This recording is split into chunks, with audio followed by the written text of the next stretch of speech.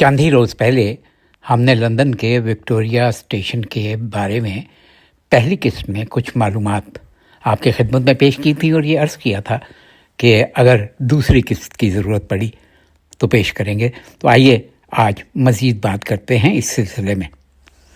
मैंने जब कुछ रोज़ लगाकर इस सिलसिले में तहकीक करना शुरू की तो बरतानिया जैसे मुल्क में ये हैरत हुई कि कोई वाज़ेह रिकॉर्ड नहीं मिलता। यानी 1860 से 1862 के इन 2 सालों का जब इसकी तामीर शुरू हुई थी। अलबत्ता मुख्तलिफ मोतबर ज़राए से मिलने वाले अहम आदाद ये बताते हैं कि ये उस हिसाब से उस ज़माने में यानी 1860 और 1862 में बहुत बड़ी रकम थी। अच्छा, ये पिमलिको रेलवे और विक्टोरिया स्टेशन इसका एक अलग मजाज सरमाया था। पिमलिको स्टेशन आज भी अंडरग्राउंड में भी आता है और वैसे भी मौजूद है। ये जो कंपनी बनाई गई थी ये स्टेशन और ग्रोसनर ब्रिज बनाने के लिए दरअसल बनाई गई थी। और ये ब्रिज इसलिए या ये पुल इसलिए बनाया गया था कि स्टेशन तक रसाई आसान हो सके। और उस वक्त इस पर लागत का तखमीना 84,000 पाउंड बताया गया था।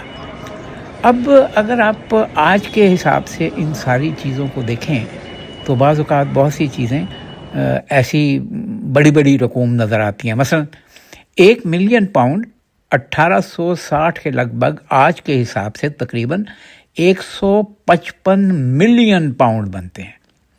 84,000 पाउंड 1860 के करीब आज तकरीबन 13 मिलियन पाउंड के बराबर है।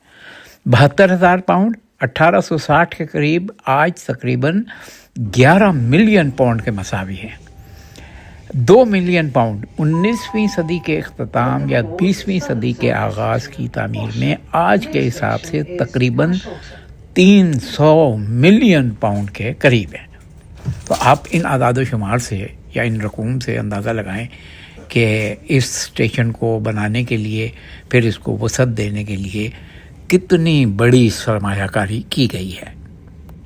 मैंने आपको बताया था कि विक्टोरिया स्टेशन पर सर्विस ट्रेन के साथ साथ अंडरग्राउंड ट्रेन्स भी हैं। ये इसका आगाज़ 1955 में हुआ था जब पार्लियामेंट ने इसकी मंजूरी दी थी। फिर तामीर का काम 1962 में शुरू हुआ। पहला हिस्सा सितंबर 68 में खुला जो वाल्थमस्टो सेंट्रल से इज़लिंगटन और हाईबरी तक था। मुख्तलिफ हिस्से बाद में जोड़े गए और आखिरी हिस्सा ब्रिक्सन तक 1971 में मुकम्मल हुआ।